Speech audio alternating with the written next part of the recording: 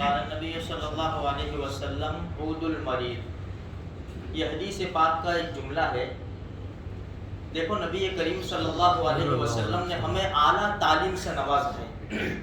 ہمارے نبی نے ہر لائن کی ہمیں تعلیم دی ہے کہ جس کی وجہ سے لوگوں کے غم میں ہم شریک ہو سکتے، خوشیوں میں شریک ہو سکتے۔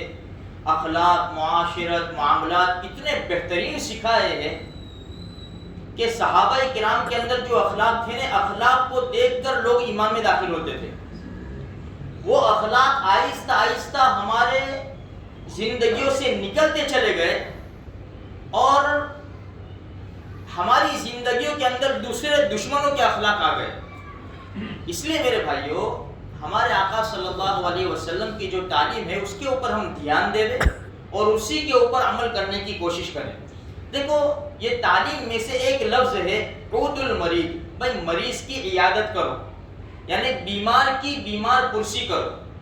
اگر کوئی تمہارا رشتہ دار ہے، محلے میں کوئی ہے، کوئی غریب ہے، اگرچہ رشتہ دار نہیں ہے، محلے میں ہے، بھائی اگر ہم اس کے پاس تھوڑی دیر چلے جائیں گے اس کا دل بڑا ہو جائے گا۔ چلو ماشاءاللہ ہم تو غریب لوگ ہیں، چھوٹے لوگ ہیں، لیکن یہ ہمارے محلے کے بڑے ہیں، یہ آئے ہمیں دیکھنے کے لیے۔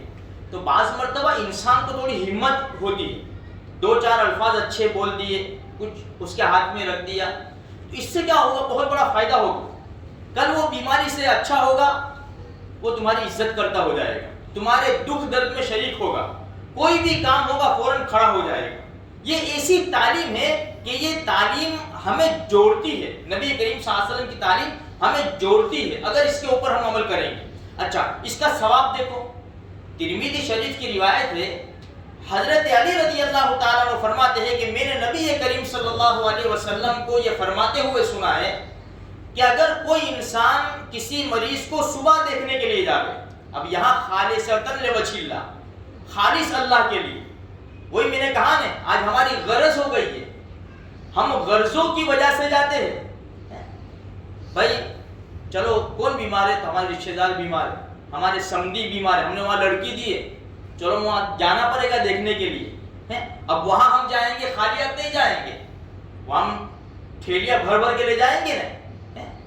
حالانکہ ہم جانتے ہیں ہماری غرض دوسری ہے، کیونکہ تھیلی بھر کے نہیں لے جائیں گے تو وہ کیا کہیں گے؟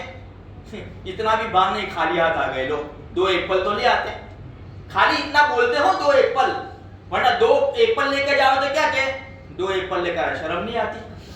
سمجھ میں؟ یہی 2 ایپل غریبوں کو وہاں لے جاؤ، دیکھو تم یہی 2 سفر جان غریبوں کے وہاں لے جاؤ گے، یا تو 1 کلو بھی لے کے جائیں گے نا تو کیا کہیں گے؟ لاری میں صرف سفر جان اتنی تھی اس کو، تو کچھ بھی کر لو نا، غرض ہوگا نا، غرض وہاں کام بنے گا ہی نہیں۔ تم اچھا کرو کہ کتنا بھی اچھا کرنے جاؤ، ہاں اللہ کے لیے کرو گے نا تو کام بن جائے گا۔ یہی 2 سفر جان غریبوں کے وہاں لے کے چلے جاؤ، دیکھو پھر کیسی دعائیں ملتی ہے، کیسی خوشیاں حاصل ہوتی ہے۔ کیوں؟ کوئی غرض نہیں ہے ہمیں، ہم یہ کام کر رہے خالصۃ لوجہ اللہ، اللہ کو راضی کرنے کے لیے۔ اس لیے ترمذی شریف کی روایت ہے کہ جو اللہ کو راضی کرنے کے لیے بھئی کسی مریض کی عیادت کے لیے صبح گیا تو شام تک 70,000 فرشتے اس کے لیے استغفار کرتے ہیں۔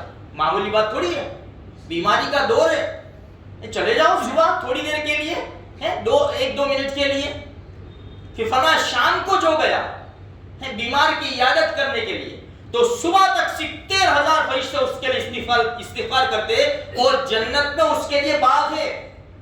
کتنا بڑا فائدہ ہے دیکھو تو صحیح۔ اچھا بیٹھنا کتنا ہے؟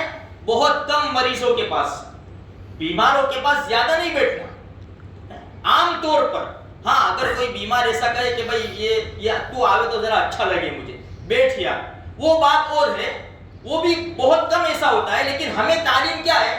بیماروں کے پاس جاؤ تو 2-4 الفاظ اچھے بول دو، کچھ اگر مستحق ہے تو دے دو، اور تھوڑی دیر بیٹھ کر چلے آؤ۔ زیادہ بیٹھنے سے اس کو اکتاہٹ ہوگی، اس کی کیا پریشانی ہم نہیں جانتے۔ مفتی تقی صاحب مدثر اللہ علی نے اپنی کتاب تراشے میں ملا علی قاری رحمۃ اللہ علیہ کے حوالے سے لکھا ہے، فرماتے ہیں کہ کچھ بزرگوں نے ایسا کہا، سری سقطی رحمۃ اللہ علیہ بیمار ہوئے، پیٹ میں کافی درد تھا، تو عیادت کے لیے گئے سب حضرات، اب واللہ والے تھے کہ چلو بیٹھو، اب وہ کافی دیر ہو گئی ان کو، اب ان کے پیٹ میں مروڑ آ رہی تھی, پیٹ درد کر رہا تھا. اب سوچ رہے تھے جاوے تو اللہ کے بندے اچھا ہے, اب وہ جا نہیں رہے. اب تھوڑی دیر ہوئی تو لوگوں نے کہا کہ حضرت دعا فرما دے, ہم چلے جاتے ہیں. تو انہوں نے کہا اے اللہ, ان کو مریضوں کی عیادت کس طرح کی جاتی ہے ان کو وہ سکھلا دے.